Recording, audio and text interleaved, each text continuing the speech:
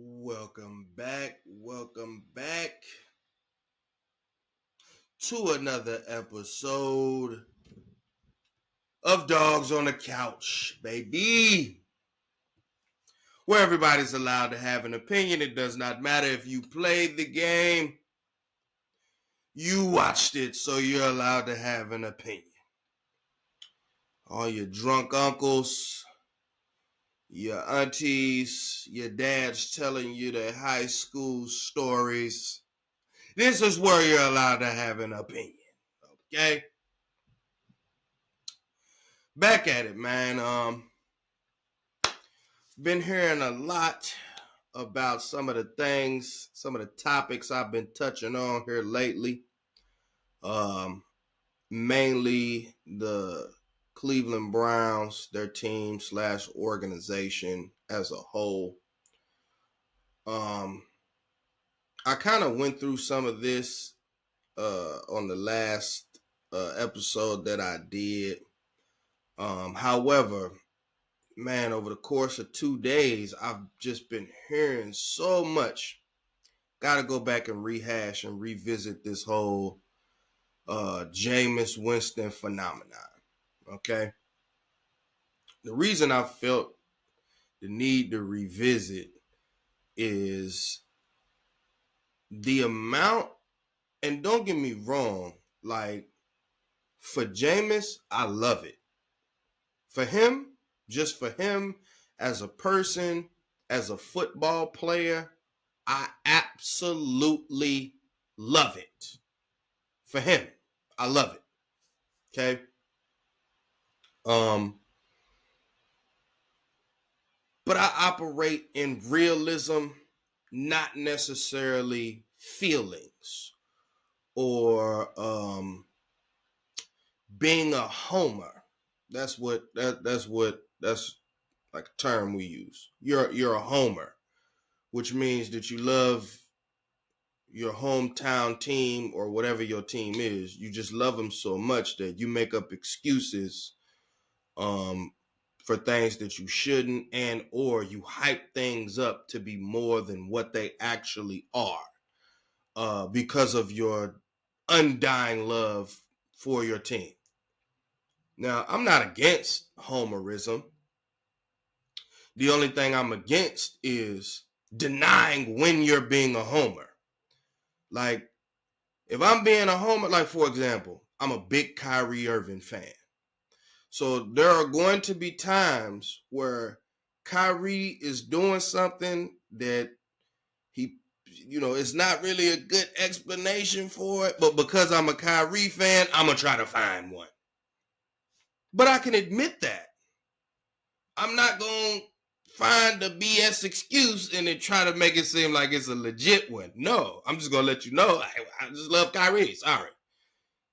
You really can't do no wrong in my eyes. Now, there's some things here or there that I didn't agree with, and I was open about saying that I didn't agree with it. But for the most part, can't tell me nothing about Kyrie.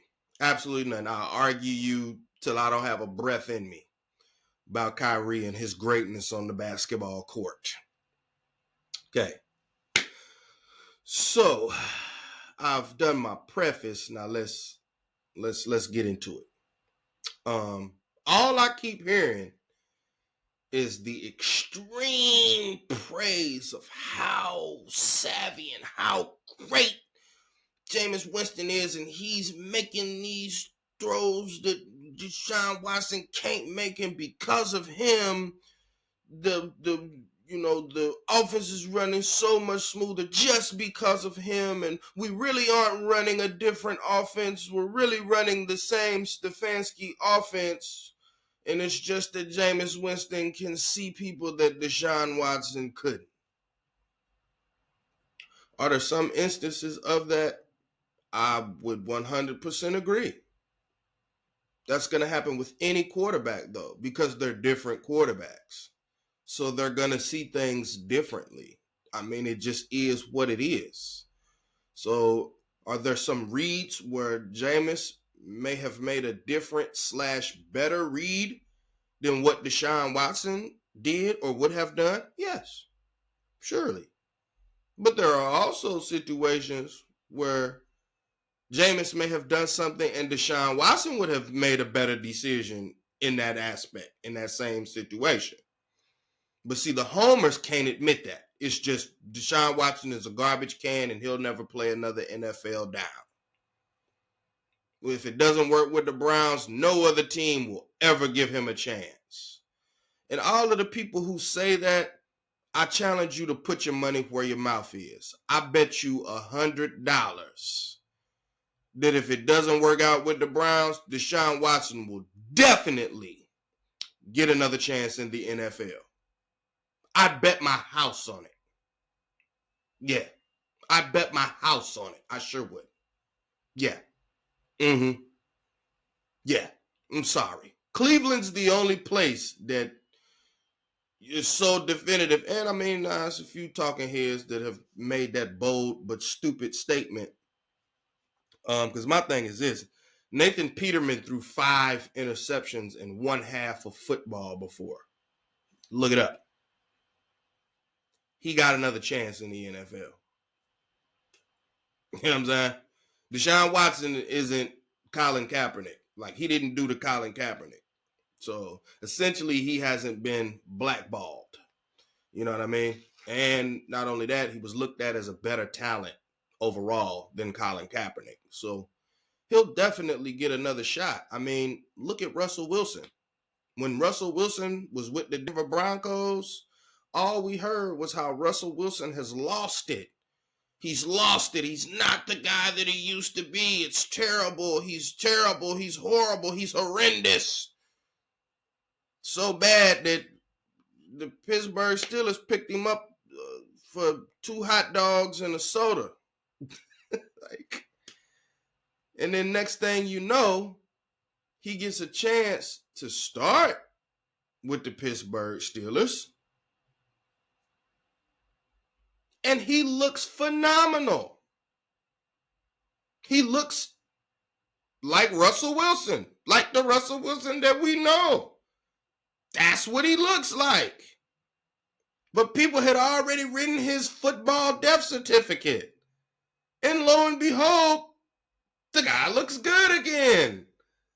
So to say that other teams will look at Deshaun, oh, we don't want that. No, it's a team that's going to look at him and be like, hey, he was with the Browns. So the Browns mess up a lot, especially with quarterbacks. So just because the Browns couldn't use them or figure out what was wrong with them or how to fix them, that don't mean we can't. Trust me. There's a plethora over the years of Browns players that have left the Browns looking terrible with the Browns, leave the Browns, and go look like all world beaters. So to think that somehow Deshaun Watson would be an exception to the rule, that's just crazy thinking. That's Homer thinking. Okay.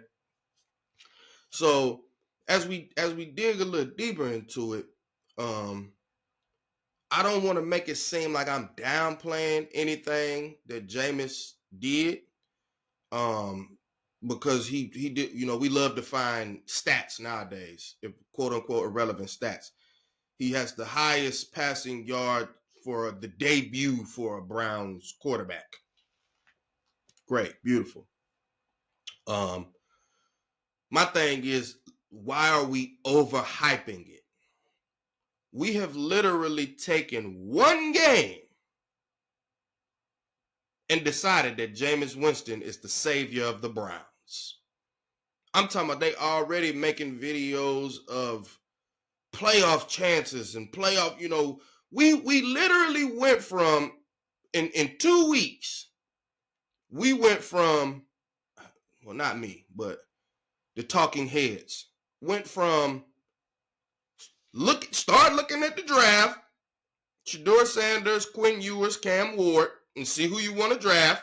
We went from that to, oh my God, let's start counting the games. We can make the playoffs. Famous Jameis Winston, we can make the playoffs with Jameis, because Jameis Winston turned everything around by himself. He had no help. Nothing else changed with the team. It was just Jameis Winston. That's it. We didn't get back Wyatt Teller. It wasn't Nick Chubb's second game back, and he's getting a better feel. We didn't change play callers. The kicker wasn't making kicks instead of missing kicks.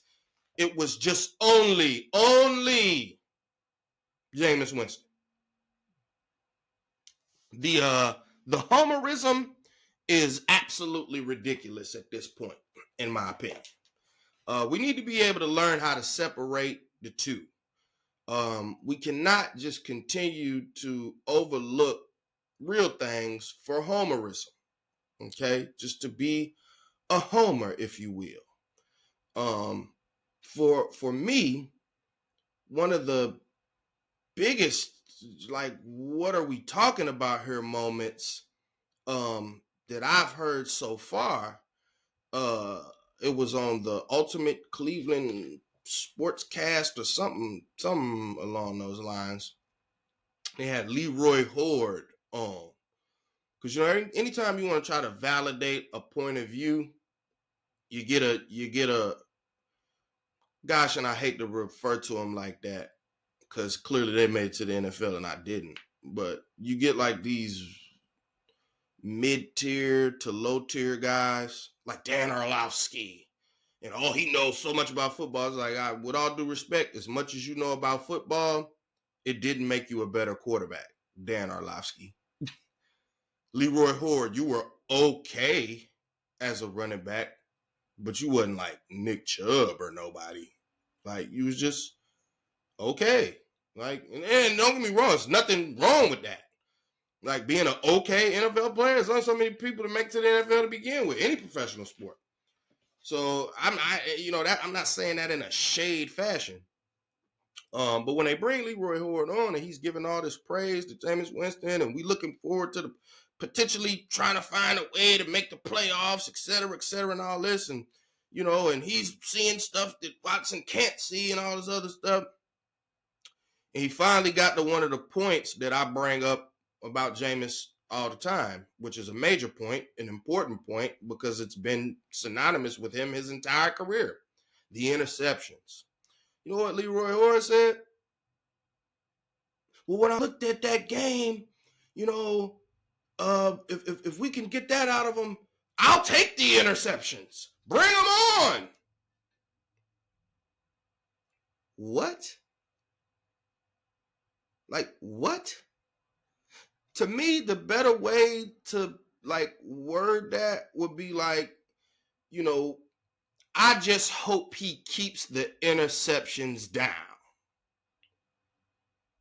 That's what would be a non-homer take on that. But for you to say, bring them on, bring on the interceptions, I'll take them. At this point, I'll take them. What? Like, how does that sound? That's like saying you got, your starting point guard. Oh, I'll take him turning the ball over a lot. I'll take it. Bring it on. Till he start turning the ball over and you losing. They killed Russell Westbrook for that in the NBA. He won't stop turning the ball over. Look at all his turnovers. Meanwhile, LeBron doing the same thing, but they only pointed the finger at Russell Westbrook. Look at him turn the ball over, you turnover machine. Who's he passing to right there? Who is he passing to? So that's similar to what I'm saying with Jameis Winston. It's just like, I hear you because you so hyped about this one game and what you saw in that one game, and it's, oh my God, this is it. Ooh, this is the QB we needed all along. We needed Jameis Winston 3 years ago. This is it.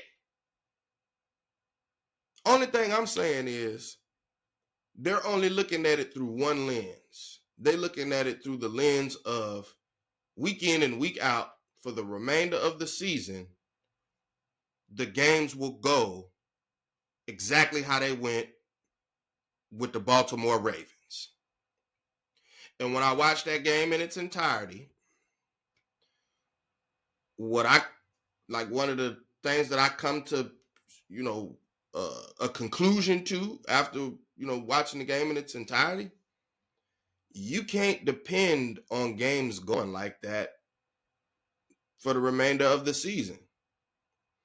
You can't depend on a team to drop 4 interceptions that was threw directly to their hands for the remainder of the year. You know what Leroy Horde had to say about the drop interceptions? He made it seem like they was okay. He said, that's why they play defense, because they can't catch.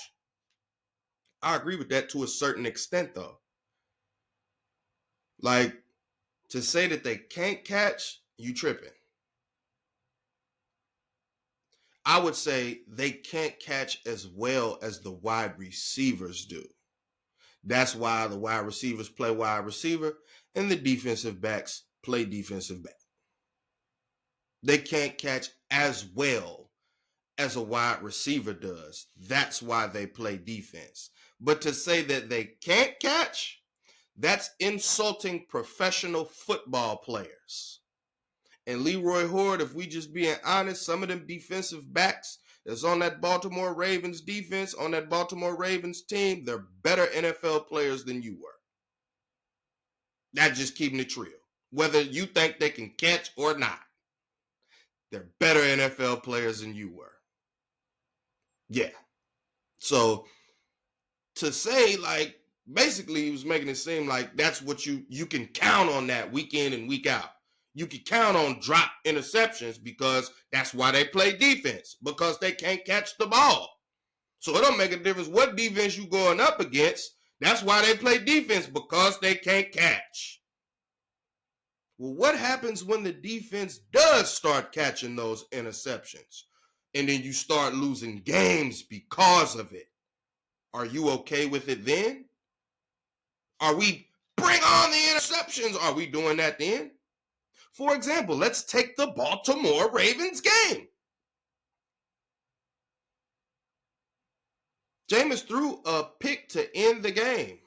It just so happens, I believe his last name is Hamilton, dropped the ball. He actually caught it like 2 or 3 times and then dropped it. All I want to know, if Hamilton catches that interception and the Browns lose, are we still so okay with interceptions being thrown? Or will we be like, Jameis, we love the way that you played, but we got to get you to cut back on the interceptions, man. Because that lost us the game. Like if he didn't have a chance on the very next play to throw that touchdown pass, the game would have been lost. Or it's like, buddy, you lost us the game. We had a chance. And you threw the ball right to the defender. Right to him. So that's the only thing that I'm worried about, is when the other team does start catching some of these interceptions that he's throwing, then what's the talking point then?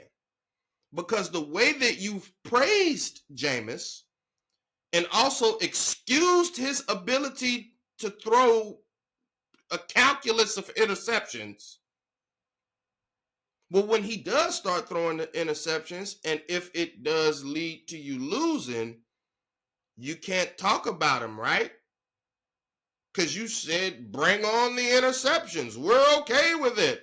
Long as he throws for 300 yards, throw as many interceptions as you'd like.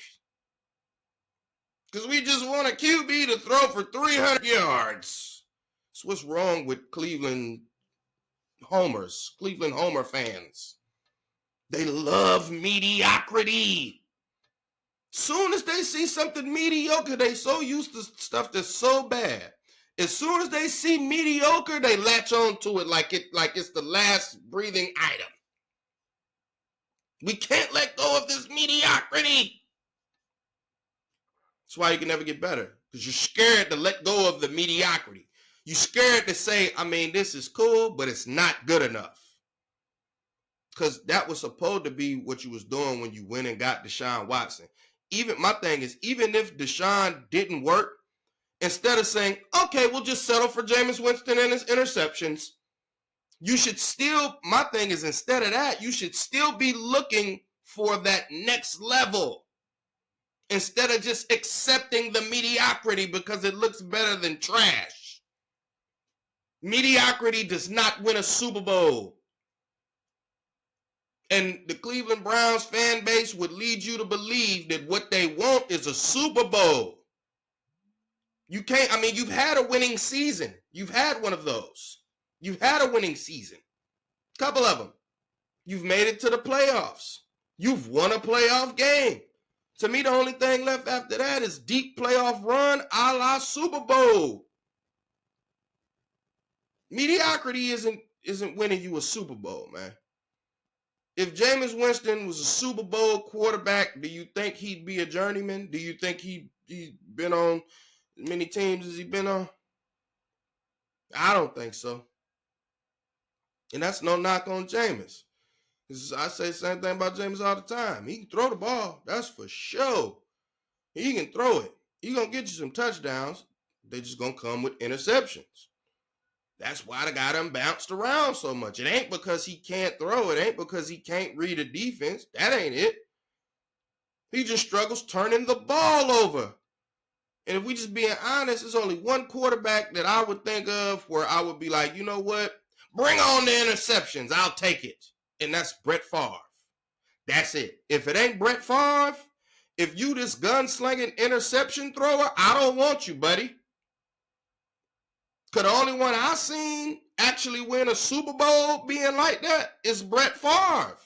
It's the only one that I've seen. And if he didn't throw so many dadgum interceptions, Brett Favre would probably have more than one Super Bowl. But you know what he couldn't stop doing? He couldn't stop throwing picks. He couldn't stop throwing interceptions, man. So outside of Brett Favre, I'm sorry, I can't think of a quarterback where I'm just like, come on, I'll take the interceptions. Just come on and throw for 300 yards, and that's good enough. At some point, them interceptions is going to cost you. And no matter what professional sport, you don't even have to be professional. No matter what sport you play, the number one detriment to your team is a turnover.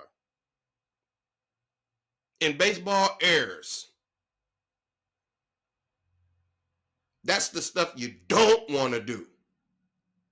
Like those are the ultimate no-nos.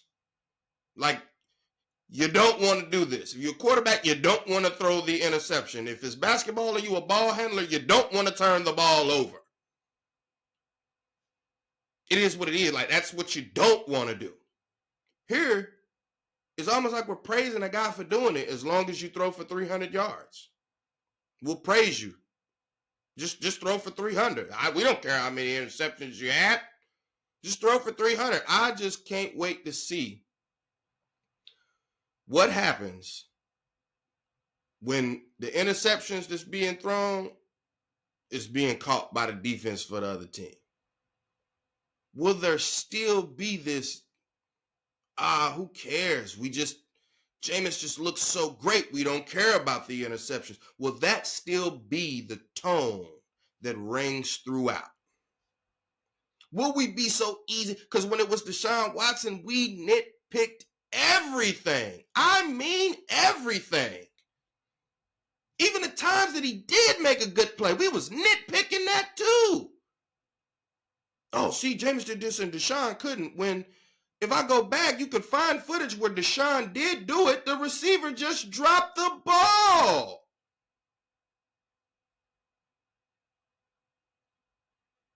The same way we won that Ravens game, there were other games earlier throughout the year where it's coming down to a play or two here or there, just like it did in the Ravens game, and then Deshaun Watson will put the ball on the money and a guy drop it. Or Deshaun Watson lead you down to be able to get the field goal, to take the lead or whatever, or tie the game or whatever, and the kicker missed the kick.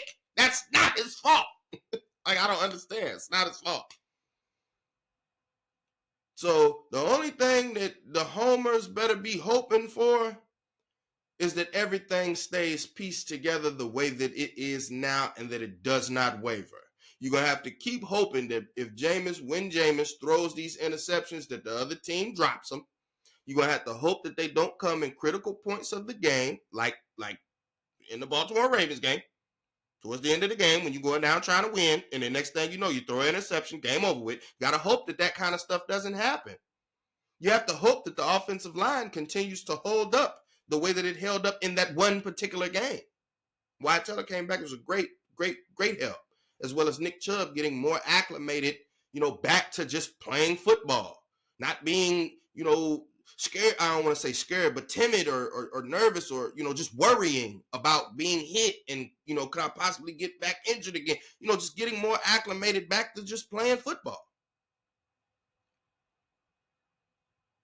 I hope that Dorsey continues to keep calling the plays, because I didn't see not one jet sweep. I didn't see a jet sweep. I didn't see a fake sweep pitch to Pierre Strong.